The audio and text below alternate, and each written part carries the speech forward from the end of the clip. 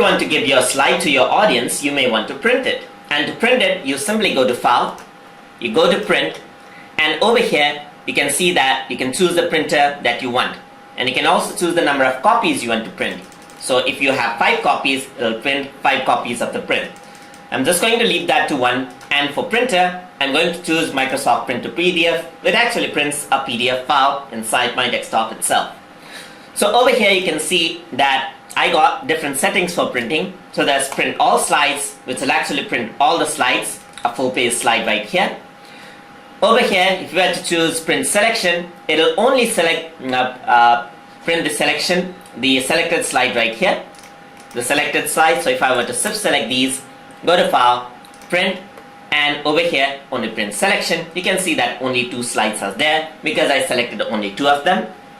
There's Print Current Slide, so if you are in a particular slide, it will only print that. And if you were to go for custom range, you can choose this number of slide you want to print. So let's say 2 to 3, so there's slide number 2 and slide number 3 right there. I'm going to choose that to print all slides.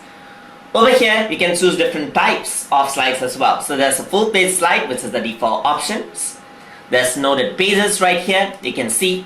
There's outline mode, which is great for a big list of documents. You want to give some small handout, you can do this. There's 1 slide vertically.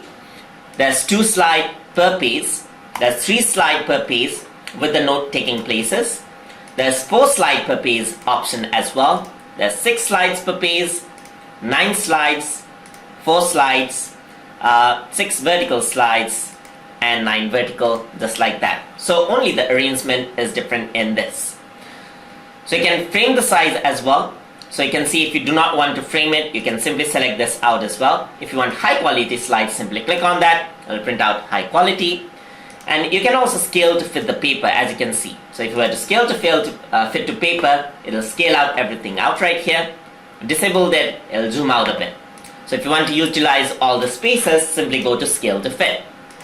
You can also collate, like whenever if you are printing more than one, you can have them print each in order, or print the first page once, first page first, second page second, and third page, and so forth. You can also change the orientation of the print. As you can see, I have portrait orientation and then the landscape orientation. You can also choose to whether to print grayscale or totally pure black and white, as you can see right here. So let me stick to color. You can also edit the header and footer, as you can see. So you can add in the date and time right here. You can have header as tutorial right there. Footer is tutorial channel, just like this. You can also go to slide setting right here. This notes and handouts. Go to slide, date and time. Gonna have a fixed date right here, or update automatically. You can add the slide number, the footer, which is tutor 2, and press apply to all. So you can see that the tutor tube is here, just like that. So I'm going to select, let's say, 4 slides right here, and there you go. You got the header right there. Once you're done, simply click print. It'll print out the document right here. Since I'm using a PDF document, it actually is printing a document PDF file over here. So I'm going to say test, press save, and it'll open out a PDF page for me.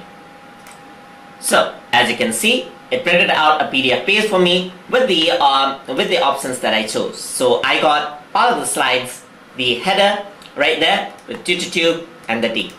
So hope you guys learned something as always, and as always, please like, comment, share, and subscribe.